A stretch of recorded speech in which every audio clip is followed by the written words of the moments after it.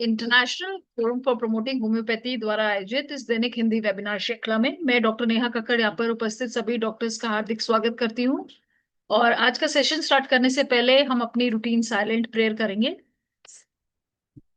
तो जैसा कि आप सब जानते हैं, आईएफपीएच निरंतर दैनिक वेबिनार आयोजित करता है। हिंदी में हमारा सेशन है 7:30 से 8:30, 8:30 से 9:30 हमारा local Malayalam Hindi English session होता है, इंटरनेशनल इंग्लिश सेशन। और 9:30 से 10:30 हमारा लोकल मलयालम सेशन होता है। आज का जो हमारा सेशन है वो है 1134 यानी कि 1134वां सेशन है। और हमारी बीच जो डॉक्टर स्पीकर गेस्ट स्पीकर आज जो मौजूद हैं वो है डॉक्टर अचला ननहोरिया। डॉक्टर अचला का मैं बहुत बहुत स्वागत करती हूँ आईएफपीएच फोरम पे। वेलकम डॉक्टर अचला। या please unmute. Thank you ma'am, thank you so much. या डॉक्टर अचला जो है डीएचएमएस बीएचएमएस और पीजीडीपीसी यानी कि साइकोलॉजिकल काउंसलिंग में इन्होंने पोस्ट ग्रेजुएट डिप्लोमा किया है, एमडी भी हैं। अभी फिलहाल doctor Achala Organon of medicine और होम्योपैथिक फिलोसफी की एचओडी हैं गुजरात के एक होम्योपैथिक मेडिकल कॉलेज में। और पूर्व में वे Ganpati homeopathic medical college Bhopal में प्रिंसिपल और प्रोफेसर और आरगीटीएफ होम्योपैथिक मेडिकल कॉलेज में प्रोफेसर और पीजी गार्ड भी रह चुके हैं।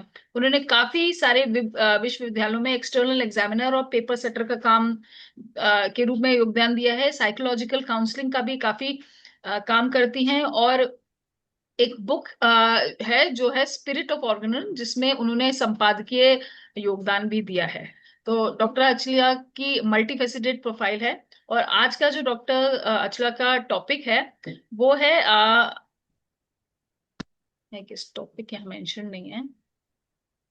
हाँ सॉरी, टॉपिक टॉपिक है revision method I guess. Doctor Achala आपका टॉपिक मेरे पास यहाँ पे है नहीं, आप प्लीज इंट्रोड्यूस कर दीजिए अपना टॉपिक और अपना मैम प्रेजेंटेशन आप स्टार्ट कर सकते हैं मैम। डॉक्टर अचला आपकी प्रेजेंटेशन है मैम। जी मैम, प्रेजेंटेशन है। हाँ तो आप प्लीज शेयर स्क्रीन करिए, नीचे शेयर स्क्रीन का ऑप्शन आ रहा होगा। हाँ जी। हाँ इसको उस पर क्लिक करिए। Yes. Okay, now we can start. सबसे पहले तो मैं साहनी सर का बहुत बहुत थैंक यू करूंगी। Doctor, very good evening to respected doctor Sahni sir and Neha madam and all the associate member with IFPH team। आज के IFPH टॉक 1134 दैनिक वेबिनार में आप सभी का मैं तहे दिल से स्वागत करती हूँ। आज हमारे साथ जुड़े हुए सभी डॉक्टर्स, फैकल्टी मेंबर्स और स्टूडेंट्स का हृदय से अभिनंदन करती हूँ। आप सभी का समय निकालकर इस सेशन में शामिल होना हमारे लिए गर्व की बात है। आज हमने जो टॉपिक चूज किया है, सोरा और कमी या मायास्मेटिक कंसेप्ट को रोजाना के काम और जिंदगी में बदलाव में बदलना। तो ये टॉपिक हैनेमन की मायाज्म थ्योरी पर बेस्ड है। सबसे पहले हम ये समझेंगे कि सोरा क्या है। आज हम इस टॉपिक में यही समझने जा रहे हैं कि सोरा क्या है और इसका फिलोसॉफिकल और प्रैक्टिकल तरीके से हम इसको कैसे समझ सकते हैं और किस तरीके से हम इसको इम्प्लीमेंट कर सकते हैं अपने डेली रूटीन लाइफ में। तो हैनेमन ने क्या बताया कि यस हैनेमन ने बताया कि ज्यादातर क्रॉनिक डिजीज जो होती है उसका कॉज सोरा होता है। इस सोरा का मतलब क्या है कि बॉडी की बेसिक वाइटलिटी में वीकनेस होना या डेफिशिएंसी होना। सोरा को कहा ही जाता है डेफिशिएंसी मायाज्म या डेफिशिएंसी। कहीं पे भी नाम अगर हम सुनते हैं किसी चीज की डेफिशिएंसी तो सबसे पहले माइंड में सोरा ही आता है।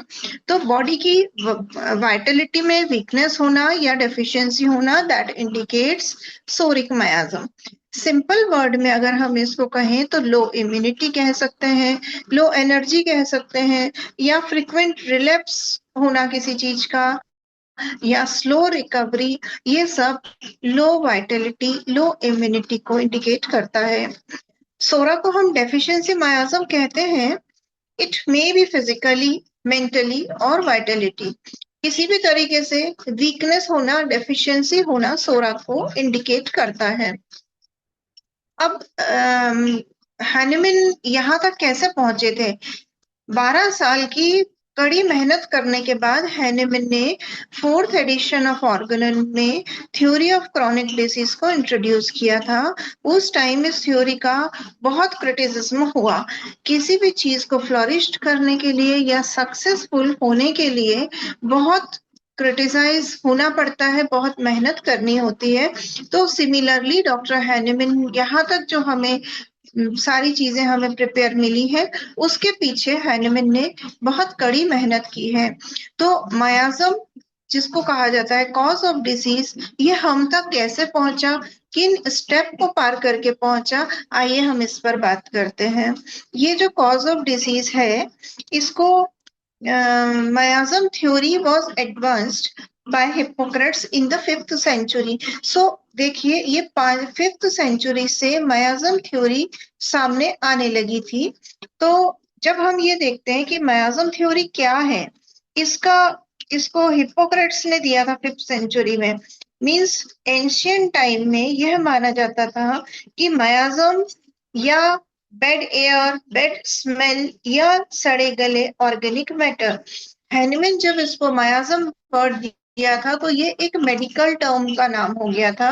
लेकिन अगर हम इससे हटके इसके पहले की स्टडी जो हमने करी, थ्योरी ऑफ क्रॉनिक डिसीज में जो चीज पढ़ा, जो मेंशन किया है, उसमें मायाज्म वर्ड को का मतलब बताया है बैड एयर या बैड स्मेल, या उसको हम सिंपल वर्डिंग में ये कह सकते हैं कि जैसे सड़े गले एनिमल्स, कहीं डेड एनिमल बहुत टाइम पर पड़ा रहे तो उसमें बहुत सारे होता है ना, मच्छर मक्खी इफ्लूविया सब डेवलप होने लगते हैं।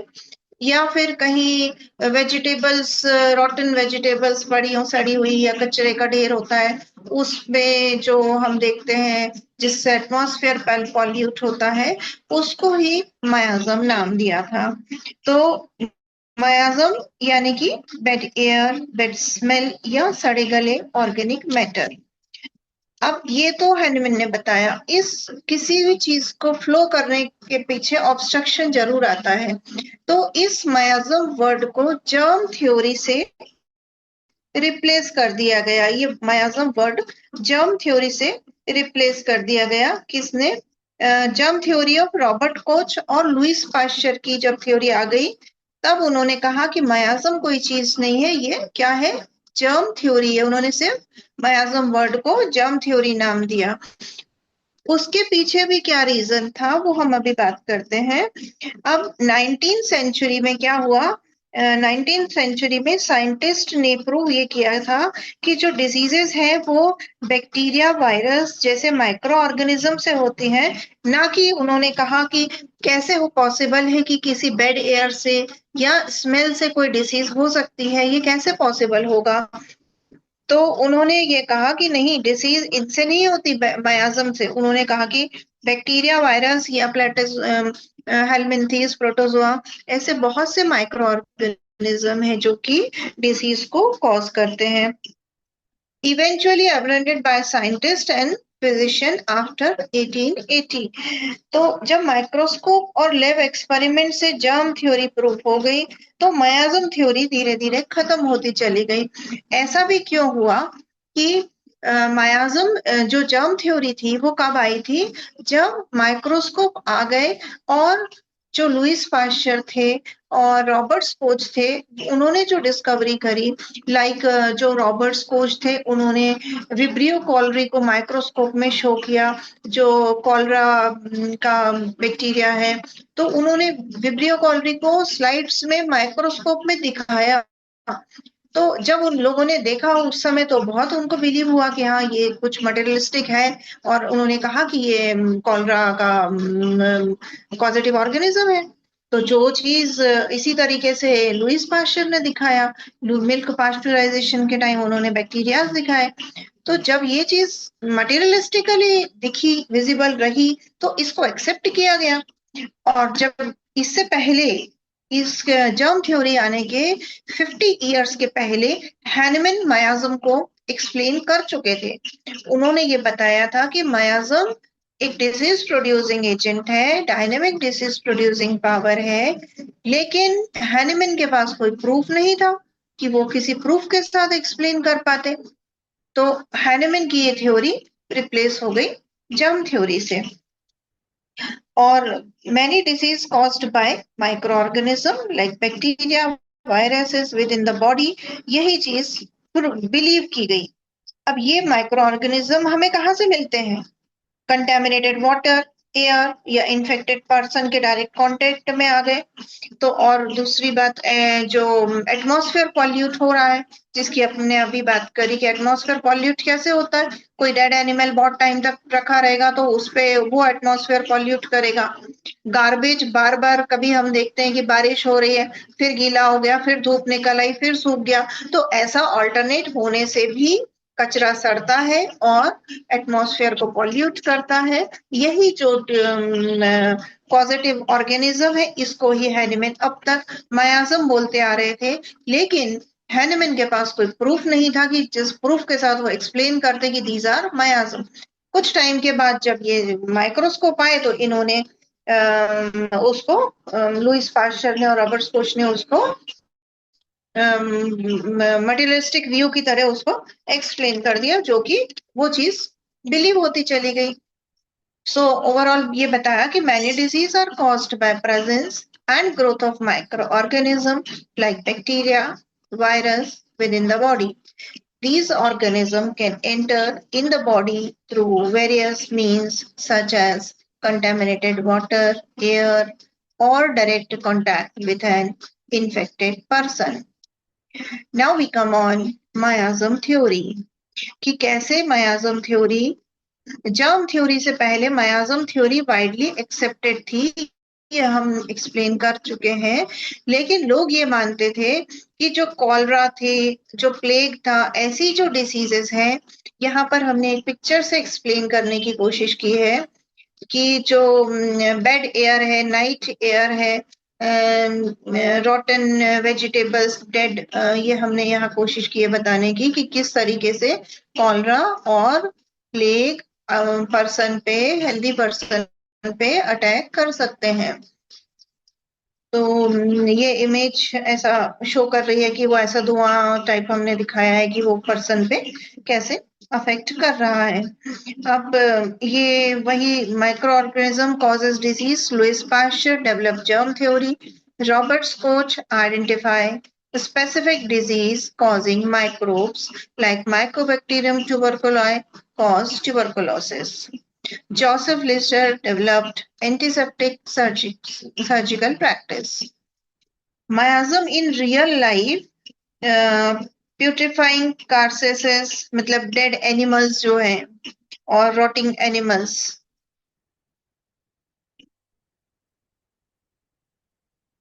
So miasm, अब हम थोड़ा मेडिकल वर्ड को टर्मिनोलॉजी की तरफ आगे बढ़ते हैं कि miasm is described as an underlying flaw in one psychoneuroimmunology, the interaction between the mind, nervous system, and immune system.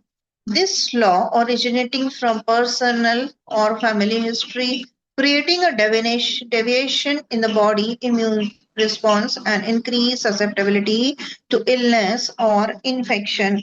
मायाजम जो है एक फ्लॉ है, मतलब इसको कह सकते हैं कि माइंड, नर्वस सिस्टम और इम्यून सिस्टम के बीच जो कनेक्शन है वो हेल्दी होना चाहिए। कभी भी हमारा माइंड डिस्टर्ब होता है तो बॉडी भी डिस्टर्ब होती है, और बॉडी अगर डिस्टर्ब है, कहीं बॉडी में फ्रैक्चर हो गया या चोट लग गई, तो ऑब्वियसली हमारा माइंड भी डिस्टर्ब होता है।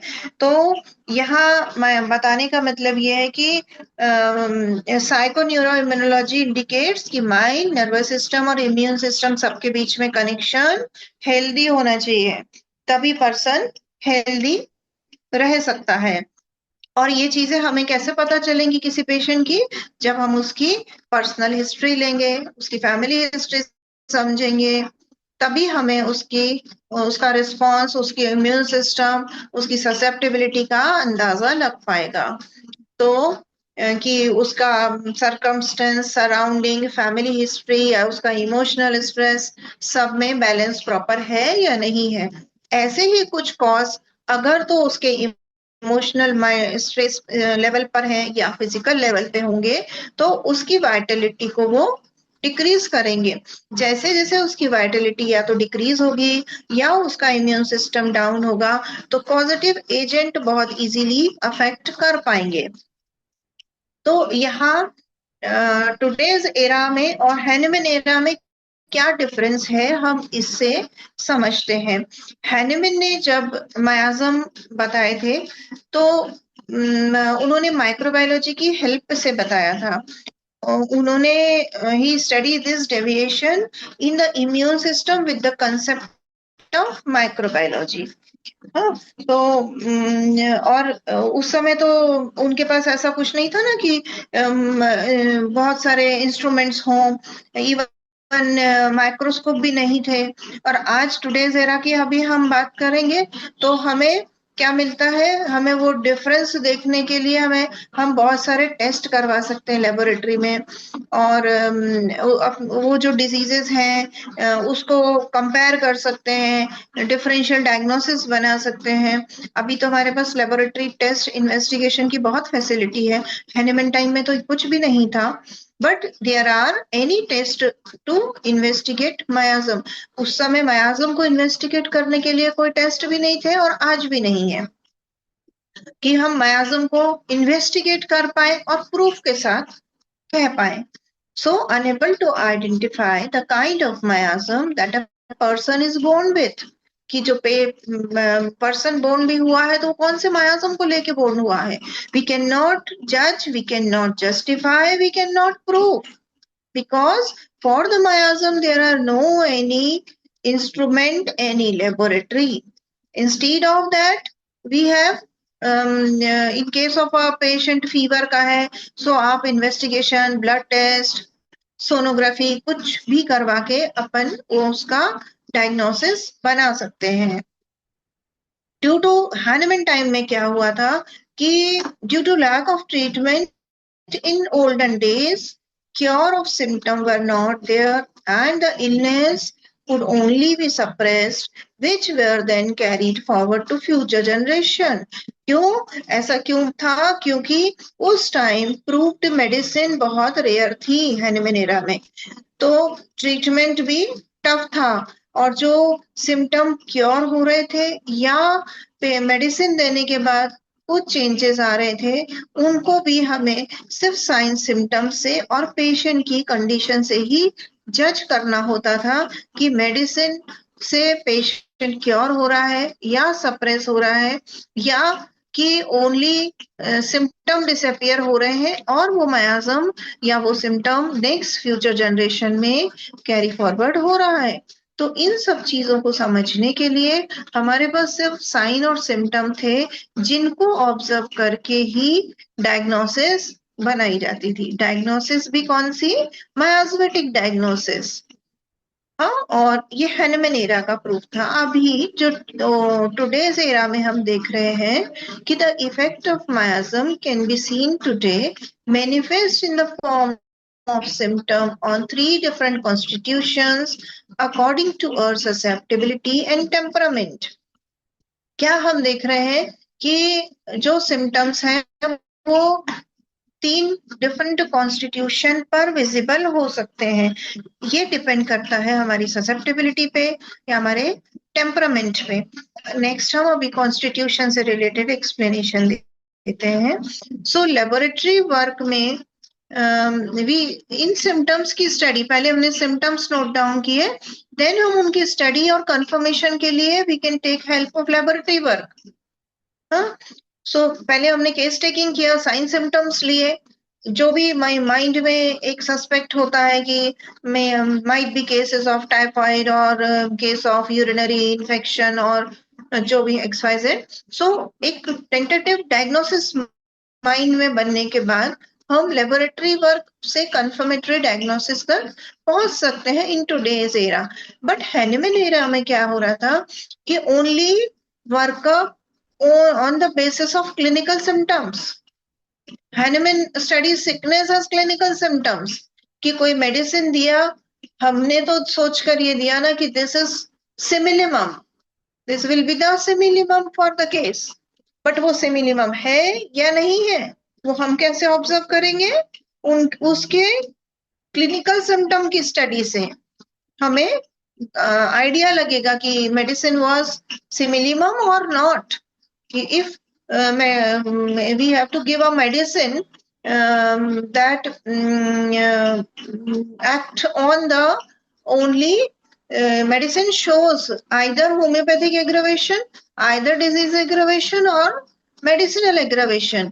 इनमें से कौन सा एग्रावेशन हुआ है ये हम सिर्फ क्लिनिकल सिम्टम के बेस पर ही ऑब्जर्व कर सकते हैं और सिकनेस का आइडिया लगा सकते हैं। Now through Hahnemann knew about microorganism, all his work was based upon clinical features. So clinical microbiology क्यों कहा था, क्यों यूज किया था?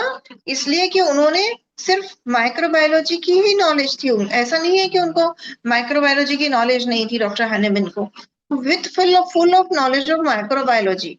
उसके बाद भी उन्होंने क्लिनिकली साइन सिम्टम को ऑब्जर्व करके स्टडी की थी, दैट्स वाई यहाँ पर क्लिनिकल माइक्रोबायोलॉजी वर्ड को यूज किया है। तो उनको माइक्रो ऑर्गेनिज्म का आइडिया था, वो अपना वर्क ऑफ सिम्टम देख के करते थे ना, इसीलिए इस वर्ड को यूज किया। और इस वर्ड को यूज करने के तीन कॉज थे। क्या? एक तो ऐसा क्यों करना पड़ा कि उन्हें क्लिनिकल माइक्रोबायोलॉजी वर्ड यूज किया? क्योंकि एक तो उनके टाइम इक्विपमेंट नहीं थे, दूसरी बात इन्फेक्शन हो, डिजीज हो, कुछ भी हो, उसको साइन सिम्टम से रीड किया करते थे। और तीसरा, उनके पास प्रूफ डिटेल कुछ नहीं होते थे, है ना। जैसे कि लुईस पास्चर ने तो अपना स्टडी करके और डिस्कवर कर दिया कि, और प्रूफ के साथ डिक्लेयर कर दिया। सो हैनेमन के पास ऐसा कुछ भी नहीं था। अब जैसे कि अपने को पता है कि ट्यूबरकुलोसिस के पीछे माइक्रो ऑर्गेनिज्म कौन सा है? माइकोबैक्टीरियम ट्यूबरकुलाई, जो बैक्टीरिया है जो ट्यूबरकुलोसिस कॉज करता है, बहुत कॉमन सी बात है। अब हैनेमन व्यू से ये मटेरियलिस्टिक पैथोलॉजी थी, क्योंकि ये हैनेमन ये कह रहे थे कि आपने ऐसे कैसे प्रूव किया, क्योंकि उसमें विजिबल है, देख लिया आपने कि माइकोबैक्टीरियम ट्यूबरकुलाई है, माइक्रोस्कोपिक स्टडी से आपने ये चीज बता दी। तो हैनेमन ने बोला कि ये तो मटेरियलिस्टिक जो पैथोलॉजी है वही उसको बिलीव करते हैं, सिर्फ माइक्रोब से डिसीज नहीं होती। हैनेमन का कहना था कि माइक्रोब्स ओनली डिजीज कॉज नहीं कर सकता, उसके पीछे बॉडी की लो ससेप्टेबिलिटी, लो इम्यून सिस्टम है जो कि इस पॉजिटिव ऑर्गेनिज्म को सपोर्ट कर रहा है और उसको एक्ट करने में और उसको एक्टिवेट करने में सपोर्ट कर रहा है। तो हैनेमन ने ये कहा कि only mycobacterium tuberculi is not responsible for the case of tuberculosis. जब लो इम्यूनिटी, लो ससेप्टेबिलिटी उसको एक्साइटिंग कॉज का काम कर रहे हैं और सपोर्ट दे रहे हैं, जिसकी वजह से वो ट्यूबरकुलोसिस डेवलप हो रहा है। तो यहाँ पर हैनेमन थ्योरी भी सपोर्ट एक्सप्लेनेशन दे रही है और मटेरियलिस्टिक थ्योरी भी अपना एक्सप्लेनेशन बता रही है। अगर हम अभी तक ये पढ़ रहे थे कि जो मायाज्म है उसको हमने कहा कि क्या है, वो डायनामिक डिसीज प्रोड्यूसिंग एजेंट। लेकिन अभी हम इसको प्रूफ के साथ समझते हैं कि हैनेमन को तो ये डायनामिक ऐसा कहना पड़ा कि डायनामिक डिसीज प्रोड्यूसिंग एजेंट है, क्योंकि उनके पास इक्विपमेंट नहीं थे। जब इक्विपमेंट आए और दोनों चीजों को कोरिलेट किया तो पैथोलॉजी वहां पे पूरी क्लियर हो गई। तो जो कौन सी पैथोलॉजी हो सकती है? तो पैथोजेनेसिस क्या कहती है यहाँ, हम इसको चेक करते हैं। सो एक है प्रोलिफरेशन बताया है, जो एक्यूमुलेशन या प्रोलिफरेशन, दोनों चीजें, प्रोलिफरेटिव लिखा शो किया मैंने यहाँ और एक्यूमुलेटिव किया है, तो दोनों ही इंडिकेट्स साइकोटिक मायाज्म। सो ऐसा क्यों बताया? जो हैनेमन ने बेसिकली 3 मायाज्म की बात करी है, उनको क्रॉनिक डिसीज के लिए रिस्पॉन्सिबल बताया है, बट मेरे टॉपिक के अकॉर्डिंग मैं अभी सिर्फ सोरिक मायाज्म पे फोकस कर रही थी। लेकिन यहाँ क्योंकि पैथोलॉजी की जो बात आ रही है तो हमें तीनों पैथोलॉजी का बैकग्राउंड समझना होता है, तभी हम 3 मायाज्म की डिफरेंशियल डायग्नोसिस बोल सकते हैं। सो जो एक्यूमुलेशन और प्रोलिफरेशन हमें किसी केस में मिलता है, we have to go for psychotic miasm. And malfunction, destructive nature indicates syphilitic miasm. तो जो पैथोलॉजी है वो भी डायरेक्टली मायाजम को इंडिकेट कर रही है। वो कैसे करती है हमें आगे अभी समझते हैं उसको। कॉन्स्टिट्यूशनल बेसिस पे हम इसका क्लियरिफिकेशन अभी करते हैं। तो ये जो प्रोलिफरेशन है, एक्यूमुलेशन है, माल फंक्शन या डिस्ट्रक्शन, ये जो पैथोलॉजिकल चेंजेस हैं, इनको ऑब्जर्व करके हम मायास्मेटिक डायग्नोसिस इसी प्लेटफॉर्म पे बना सकते हैं। और ये चीजें हमें कहाँ से मिल रही हैं? ऑन बोथ मैटरनल और paternal sides, including parents, sibling, grand parents, ants, uncle, cousins, इन as much detail as possible. हम जितना, इसीलिए हम केस टेकिंग, बहुत डिटेल्ड केस टेकिंग लेना हैंडमैन ने बताया है। अभी हम आते हैं मायास्मेटिक आइडेंटिफिकेशन को रिलेशन विद पैथोलॉजी। अब ये जो मैंने कार्बोनाइट्रोजेनाइड कॉन्स्टिट्यूशन शो करने की कोशिश की है, this constitution belongs to psoric miasm. जैसा कि हमने स्टार्टिंग में कहा कि सोरा एक डेफिशिएंसी मायाज्म है और all the deficiency comes under psoric miasm, ऐसा डॉक्टर हैनेमन ने बताया। अभी हम कॉन्स्टिट्यूशन वाइज इसको समझते हैं, लेकिन हम सेशन के एंड तक आते आते हम डेफिशिएंसी को उस पीरियोडिक टेबल से कोरिलेट करेंगे कि डेफिशिएंसी है तो क्यों है। तो हम सेशन के एंड तक आते आते पीरियोडिक टेबल का प्रूफ के साथ एक्सप्लेनेशन तक अपन इस टॉपिक को पहुंचाएंगे। सो जो कार्बोनाइट्रोजेनेट कॉन्स्टिट्यूशन यहाँ पे शो हो रहा है, कॉन्स्टिट्यूशन मीन्स क्या हो रहा है? Physical makeup of the body. कि पेशेंट अगर एक्सप्लेन नहीं कर रहा है, ओनली सामने खड़ा है, तो हम उसको कैसे जज कर पाएंगे कि ये कौन सा मायाजम है।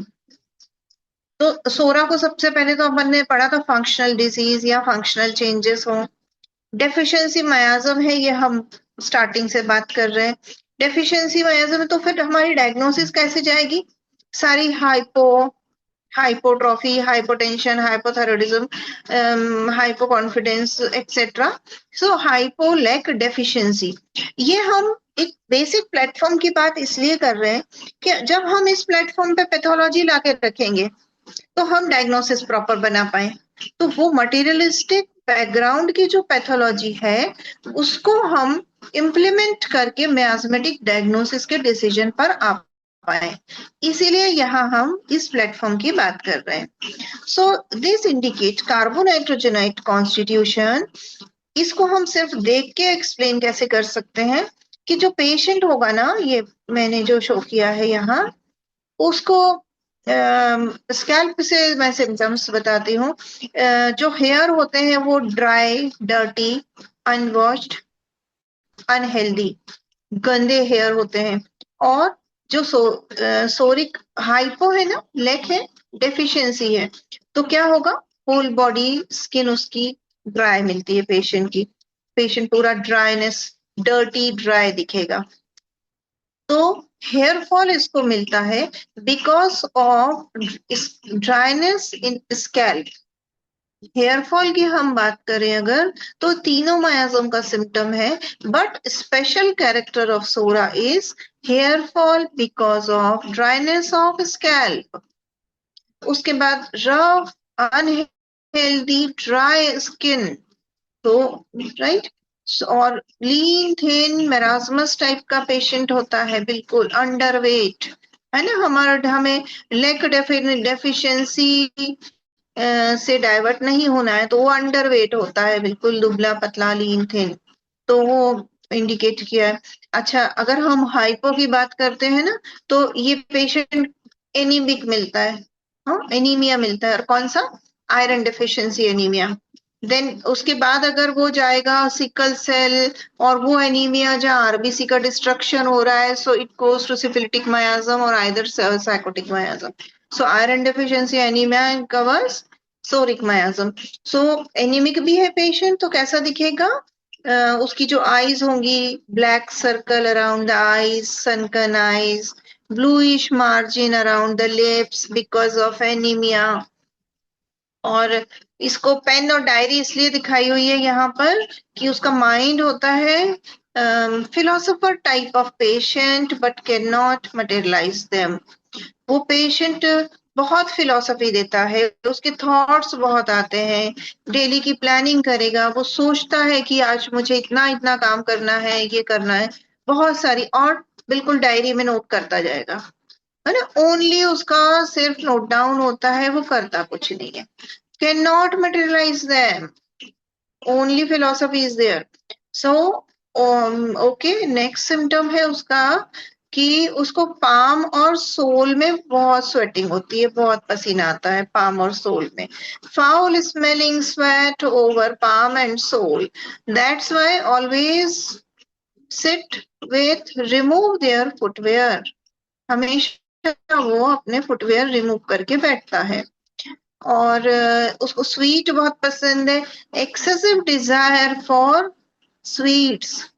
तो नेक्स्ट, अच्छा एक बहुत स्पेशल दिखाते हैं हम, इरप्टिव डायथेसिस। तो हमने उसको शो किया था, इरप्शंस बॉडी में होते हैं ड्राई और रफ स्किन के साथ में। अब यहाँ पैथोलॉजी पे हम आते हैं तो क्या दिख रहा है, involvement of ectodermal tissues, nervous system, endocrine system, blood vessels and skin. Next, हाँ, स्पेशल डिजायर हम बताना ये चाह रहे थे, desire for indigestible food material, जैसे कि हम कह सकते हैं उसको चौक खाने की इच्छा होती है, कभी चूना मिल जाए। सो excessive desire for indigestible food material, इसको खाने से क्या होगा, उसको दो डिजायर उसके इंपॉर्टेंट है, आइदर वो इनडाइजेस्टेबल फूड मटेरियल खाता है और या फिर उसको पसंद है heavy rich oily food. Simple food उसको बिल्कुल पसंद नहीं है सोरिक को। तो दोनों चीज अगर खाएगा, अगर उसने इनडाइजेस्टेबल फूड मटेरियल लिया, चौक चूना मिट्टी पत्ती, तो क्या होगा, जीआईटी ट्रैक में गया और पूरा जीआईटी उसका ड्राई होगा। स्टमक में गया, जो डाइजेस्टिव जूसेस सीक्रेट होते हैं और डाइजेशन में सपोर्ट करते हैं, वो सब तो ये अब्जॉर्ब कर लेगा, चौक खाई उसने अब्जॉर्ब कर लिया, तो डाइजेशन कैसे होगा। अगर आप इमेजिन करेंगे तो क्या मिलेगा, जीआईटी ट्रैक पूरा जीआईटी ड्राई, और नेक्स्ट सिम्टम क्या मिलेगा, इससे कोरिलेट करते कॉन्स्टिपेशन, बिकॉज पूरा जीआईटी ड्राई है, और उसको कॉन्स्टिपेशन मिलेगा। ठीक है, आइदर उसने हैवी रिच ऑयली फूड पसंद है, ये खाता है, तो क्या मिलेगा उसको, मिल सकता है डायरिया। तो ये अगर उसको डायरिया मिलता है तो वो मिलेगा morning diarrhoea. So psoric diarrhoea is also known as breakfast diarrhoea. अब दोनों ईटिंग हैबिट्स उसकी ऐसी हैं, तो क्या गेस्ट्राइटिस मिल रहा है, एसोफेजाइटिस मिलता है with burning, acidity, sour eructations, nausea with a feeling of faintness, empty and always all gone sensation। ठीक, तो जो दोनों डिजायर है उससे कोरिलेट करते हुए सारे सिम्टम्स यहाँ मेंशन किए हैं, कॉन्स्टिपेशन, डायरिया और ब्रेकफास्ट डायरिया। हाँ, अभी ड्राई एक्जिमा, ठीक है, जो उसका इंटरनल सिम्टम अपन ने समझा कि उसकी ईटिंग हैबिट है इनडाइजेस्टेबल फूड मटेरियल, तो वो ड्राइनेस जो है वो एक्सप्रेस आउट होगी, इसीलिए जो एक्जिमा मिलेगा वो ड्राई मिलेगा, इरप्शंस मिलेंगे, फेस पे पिंपल्स मिलेंगे, dandruff with brown like scales, जैसे गेहूं का एक चोकर होता है ना मोटा सा थोड़ा, इस तरीके की डैंड्रफ मिलेगी, ringworm, scratching eruptions are followed by dry scales, जो बहुत स्किन जब ड्राई होती है और उस पे हम ईचिंग करते हैं तो क्या मिलता है, वो स्केल्स बनते हैं, ड्राई स्केल्स वो दिखेंगे, ईचिंग रिलीव्ड बाय रबिंग और scratching followed by sensation of burning.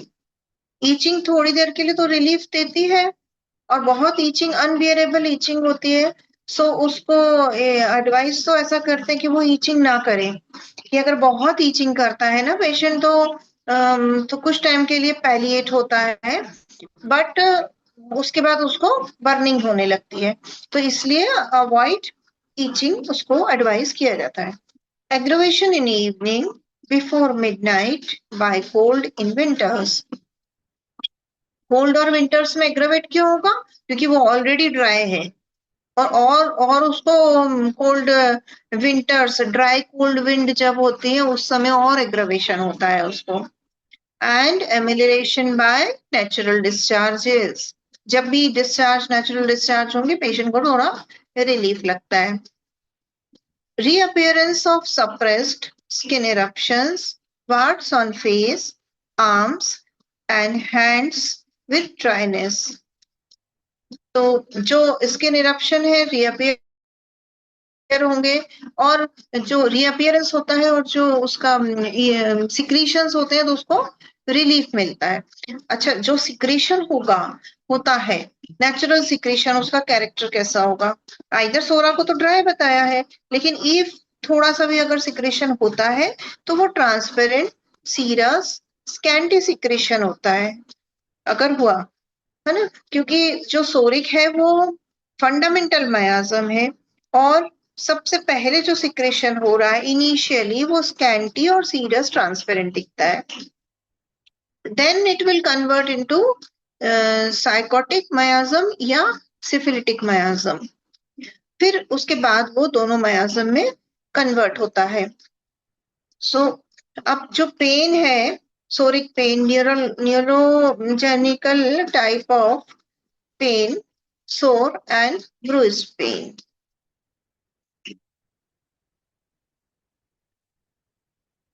ठीक है, यहां तक हमने देखा। अभी रॉबर्ट्स का व्यू हम देखते हैं कि इन्होंने जो बताया है सोरा एंड डेफिशिएंसी में, किसको डेफिशिएंसी मायाजम बोला है, तो क्यों बोला है, और यहाँ पर लॉ ऑफ सिमिलिया का इम्प्लीमेंट कैसे होता है। लॉ ऑफ सिमिलिया के इम्प्लीमेंट किस तरीके से होता है, इसको कोरिलेट हम करते हैं यहाँ पे।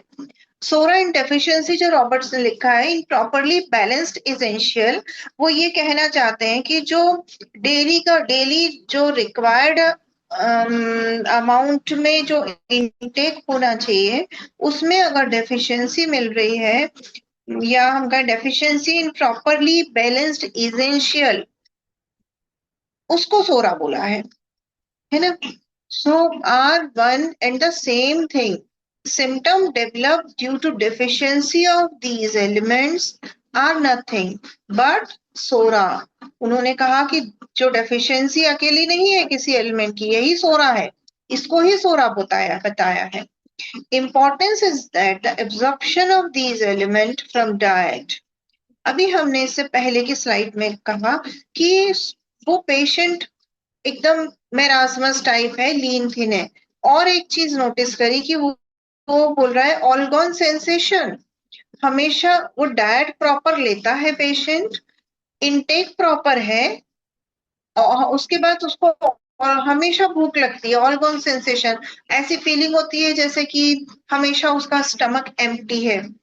वो ओवर ईटिंग भी करता है, और डाइट भी आपको बताई अभी कि हैवी रिच ऑयली फूड लेता है। तो इतना सब लेने के बाद भी वो क्यों लीन थिन है और माल न्यूट्रिशियस है? तो रॉबर्ट्स यहाँ वही बताना एक्सप्लेन कर रहे हैं कि एलिमेंट्स की डेफिशिएंसी नहीं है, यही सोरा है, इसको ही सोरा कहा है। Importance is that the absorption of these elements from diet. So it focuses in this point that due to this deficiency of these essential elements, certain symptoms are developing. Hence, the deficiency is due to failure of assimilation. कि जहां पर proper intake के बाद assimilation नहीं हो रहा, absorption proper नहीं हो रहा, सो उसका इनटेक प्रॉपर है, वो प्रॉपर डाइट ले रहा है, उस इंस्पाइट ऑफ दैट वो अंडरवेट है, माल न्यूट्रिशियस है, because of lack of absorption and failure of assimilation. We have considered the general symptomatology from the Soric group. अभी रॉबर्ट्स ने एक्सप्लेन किया है कि जो सिम्टम, जो एलिमेंट्स बॉडी के कंस्ट्रक्शन में हेल्पफुल है, तो वो कौन से एलिमेंट्स हैं जो कंस्ट्रक्शन करते हैं और डिस्ट्रक्शन करते हैं बॉडी का। तो बॉडी कैसे बनी है, यहाँ पर हम पीरियोडिक टेबल को सामने लेकर समझ सकते हैं। So we have consider the general symptomatology from the psoric group. 50 remedies was published in Hahnemann's time. 50 remedies publish की थी हैनेमन ने, जिसको कि एंटीसोरिक ग्रुप में कैटेगराइज किया था, कि उसको एंटीसोरिक रेमेडी कहा था इन 50 को। उन 50 में से 16 मेडिसिन रेमेडीज जो थी वो वेजिटेबल ग्रुप से बनी थी, 1 में थी जो वो एनिमल ग्रुप की थी, एंड 33 फ्रॉम केमिकल एलिमेंट से बनी थी।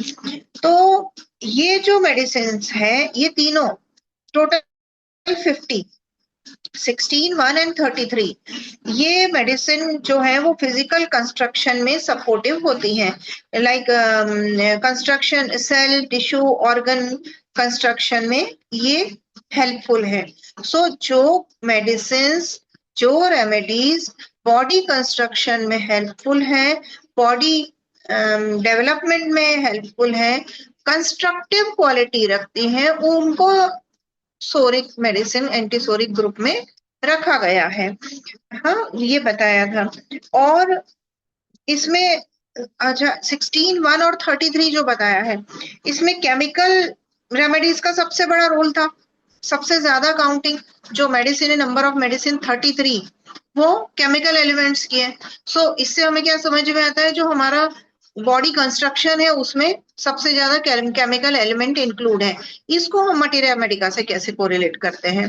अभी इसी पीरियोडिक टेबल में 3 मेडिसिन, 3 रेमेडीज ऐसी हैं, 3 एलिमेंट्स ऐसे हैं जिसका वेट हमारी बॉडी में पाए जाने वाले इसेंशियल एलिमेंट से ज्यादा है, जो बेराइटा है, प्लेटिनम है, ऑरम है। जो ओवरवेट है, जो एलिमेंट हैवी वेट रखते हैं, ये वो है बेराइटा, प्लेटिनम, ऑरम।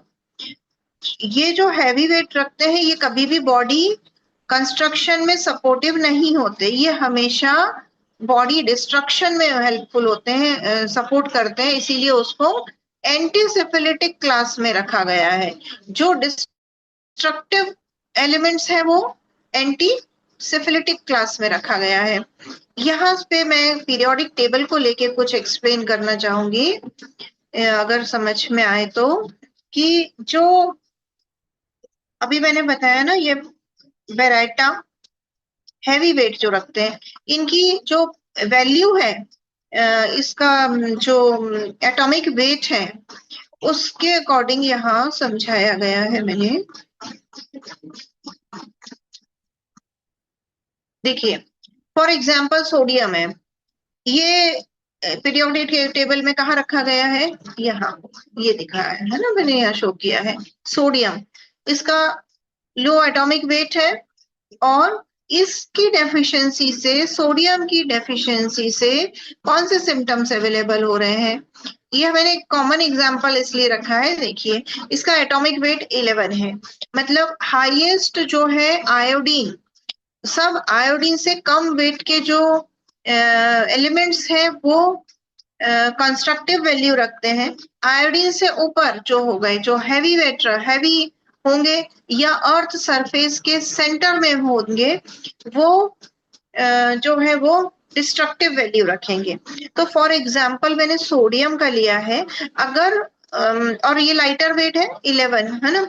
अगर सोडियम बॉडी में कम है तो सोडियम डेफिशिएंसी से क्या मिल सकता है, diarrhoea, headache, weakness, anorexia, anaemia, marasmus, upper and lower respiratory tract infection और मेंस्ट्रुअल डिसऑर्डर्स। तो ये जो हमने सिम्टम्स बोले, हमारी मटीरिया मेडिका में जो नेट्रोम्यूर लिखी हुई है मेडिसिन, अगर आप नेट्रोम्यूर के सिम्टम माइंड में लाते हैं तो यही सिम्टम इंडिकेट करती है नेट्रोम्यूर। और हम यूजुअली समर्स में डिहाइड्रेशन के केस में सोडियम यूज करते हैं, नेट्रोम्यूर इम्यूनिटी डेवलप करने में, डायरिया कंट्रोल करने में, वीकनेस में सपोर्टिव मेडिसिन है। तो यहाँ पर अगर हम लॉ ऑफ सिमिलिया को इम्प्लीमेंट करके बात करेंगे तो जो सोडियम है, लैक ऑफ सोडियम से जो सिम्टम्स अपीयर हो रहे हैं वो मटीरिया मेडिका में नेट्रोम्यूर मेडिसिन में मेंशन किए हुए हैं। तो यहाँ सोडियम रिच डाइट मैंने मेंशन किया है कि बहुत डिहाइड्रेट पेशेंट होता है तो हम एडवाइस करते हैं ना कि ओआरएस बना दिया जाए, नमक और शुगर और नींबू का पानी बना के पिला दें, बटर मिल्क दे दें जिससे इलेक्ट्रोलाइट बैलेंस हो जाए, salted lemon water, meat, fish etcetera. तो ये मैंने सिर्फ एक दो एग्जाम्पल इसलिए बताए हैं कि जो हमने कहा कि पीरियोडिक टेबल में लो एटॉमिक वेट वाले एलिमेंट्स बॉडी कंस्ट्रक्शन में वैल्यू रखते हैं, तो वही एग्जाम्पल मैंने यहाँ दिए हैं कि उनसे जो बनी हुई मेडिसिन मटीरिया मेडिका में लिखी हुई है वो ये सिम्टम इंडिकेट कर रही है। तो ये लॉ ऑफ सिमिलिया इस से और प्रूफ के साथ हम इसको चीज को एक्सप्लेन कर पाते हैं। सिमिलरली सिलिकॉन का एक एग्जाम्पल लिया है जो एटॉमिक वेट 14 रखता है। इसका मेडिसिन हमारी जो सिलिशिया है जो हमारे मटीरिया मेडिका में बहुत अच्छा एक्सप्लेनेशन दिया है, like osteoporosis, disturb sleep, weak teeth. Silicon अगर बॉडी में कम होगा तो ये सिम्टम अपीयर हो सकते हैं। गम्स वीक होंगे, टीथ और brittle nails, dull skin, low immunity, slow wound healing, है ना। तो सिलिकॉन रिच डाइट में क्या आएगा? Oats, brown rice, green beans, cucumber, beetroot, spinach, banana, apple, mango, dates, nuts etcetera. Similarly मैंने यहाँ कैल्शियम का एक एग्जाम्पल दिया है। अभी जो अब इससे तो समझ में काफी कुछ आ गया होगा कि कैल्शियम डेफिशिएंसी से कौन से सिम्टम्स हो सकते हैं, और वो कैलकेरिया ग्रुप में मटीरिया मेडिका में मेंशन किए हुए हैं। तो ये एग्जाम्पल के साथ में फेरम का एग्जाम्पल के साथ मैंने एक्सप्लेन किया हुआ है। फेरम से iron deficiency, ferrum means iron deficiency से कौन से सिम्टम्स अपीयर हो सकते हैं? Anaemia, shortness of breath, pale skin, IBD, spoon shapes, finger nails, है ना। तो iron rich diet should be avoid. अब आयरन के साथ आयरन एब्जॉर्प्शन कब होगा? जब साथ में विटामिन सी का इंटेक होगा, वरना आयरन का एब्जॉर्प्शन प्रॉपर नहीं होगा।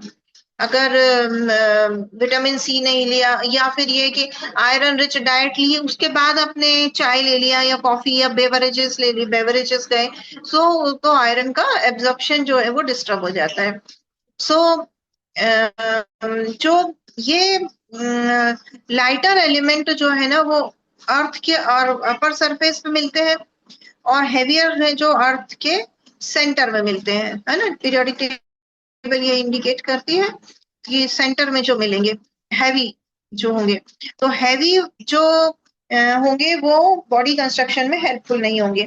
अब क्या हुआ जब ये अपन ने इतनी बात यहाँ तक करके, हाँ एक इनर्ट एलिमेंट्स हैं जो इसमें बताए गए हैं, ये पीरियोडिक टेबल में दिखा रहे हैं इधर लास्ट में। तो ये जो इनर्ट एलिमेंट है वो इनर्ट किसको कह रहे हैं? जो बॉडी में रिएक्शन ही नहीं देते हैं, लाइक ऑर्गन लिखा है ना, एग्जाम्पल दिया है यहाँ पे। तो ऑर्गन का बॉडी में कोई काम नहीं है क्योंकि जब कोई रिएक्शन ही नहीं कर रहा है तो बॉडी में उसका, तो ऐसे एलिमेंट बॉडी में नहीं होते हैं। रेडियो एक्टिव एलिमेंट्स हैं जो बॉडी में नहीं होते और अनस्टेबल होते हैं, ठीक है। तो अब जो जियोलॉजिस्ट ने अपना लॉजिक क्यों दिया ऐसा, कि ऐसा क्यों बताया है कि बॉडी कंस्ट्रक्शन में वही एलिमेंट सपोर्टिव होते हैं जो सरफेस पे होते हैं? क्योंकि जियोलॉजिस्ट का लॉजिक ये कहता है कि इवोल्यूशन जब हुआ, इवोल्यूशन में सिर्फ आयोडीन से लाइट वेट के एलिमेंट्स ही यूज हुए क्योंकि वो अर्थ सरफेस पर थे, और हेवी एलिमेंट्स जो कि अर्थ के सेंटर में थे तो वो इवोल्यूशन में हेल्प में नहीं आए, जैसे कि गोल्ड है, लेड, यूरेनियम, ये सब जो है वो अर्थ के सेंटर में थे, तो वो बॉडी कंस्ट्रक्शन में हेल्पफुल नहीं हुए, है ना। तो ये बताए हैं जो बॉडी के इसेंशियल फिजिकल कंस्ट्रक्शन में जो सेल, टिश्यू, ऑर्गन डेवलप करने में जो एलिमेंट्स सपोर्टिव होते हैं, जो 33 एलिमेंट्स मैंने बताए वो इस स्लाइड में शो किया है। और ये तो मैंने एक्सप्लेन कर दिया जियोलॉजिस्ट ने क्या क्या कहा, ठीक है, रेडियो एक्टिव एलिमेंट्स भी समझा दिया मैंने। Arsenic is present in thyroid and brain, है ना। तो फिर ये वही बात है, माइन्यूट क्वांटिटी में भी होता है आर्सेनिक, लेकिन थायराइड एंड ब्रेन में अवेलेबल होता है। Magnesium through out the body in the lung, gland, brain, muscles, and muscular organs such as heart. Its deficiency cause convulsions. Magnesium की डेफिशिएंसी होगी तो कन्वर्जन्स आएंगे। सो अपना अगर अपन अपनी मेडिसिन पढ़े मटेरिया मेडिका में तो ये सिम्टम्स वहां में शो होते हैं। Tin is present in the tongue and brain, and its deficiency causes change of taste. Cobalt and nickel is present in pancreas, and its deficiency causes diabetes. Manganese, it is blended with iron. तो manganese की जो है ना वो पूरी body में, tissue में, सभी जगह होता है मैग्नीज, तो लिवर में और ब्लड में भी होता है। तो जो हमारी मैग्नम मेटेलिकम की जब प्रूविंग हुई थी तो उसमें प्रूविंग के टाइम देखा गया है दो सिम्टम्स, कि लिवर इन्फ्लेमेशन हुआ और फैटी डिजनरेशन। ये प्रूविंग के टाइम दो सिम्टम मिले, इन्फ्लेमेशन इन लिवर मिल रहा है, फैटी डिजनरेशन मिला। दूसरा सिम्टम मिला anaemia due to destruction of RBC. तो ये जो मैग्नम मेटेलिकम जो अपनी मेडिसिन है उसमें सिम्टम्स मेंशन किए हुए हैं। नेक्स्ट कार्बन का एक अच्छा एग्जांपल दिया है कि जो जो हम कार्बोहाइड्रेट जो लेते हैं, जो कार्बोहाइड्रेट इनटेक किया हमने, हेलो सो डॉक्टर डाइजेशन के, अचला। जी मैडम, ओके, मैम कितना बचा है, क्योंकि ऑलमोस्ट टाइम ओवर हो गया हमारा। बस मैडम, ओके ओके ठीक है, इट्स ओके मैडम, ठीक है मैडम, ओके। Thank you. या तो मैम ने एक ओवर करूँ? बहुत ही अच्छा कॉम्प्रिहेंसिव व्यू ठीक दिया। है, मैम अपने प्रेजेंटेशन हटा लीजिए। Okay okay okay.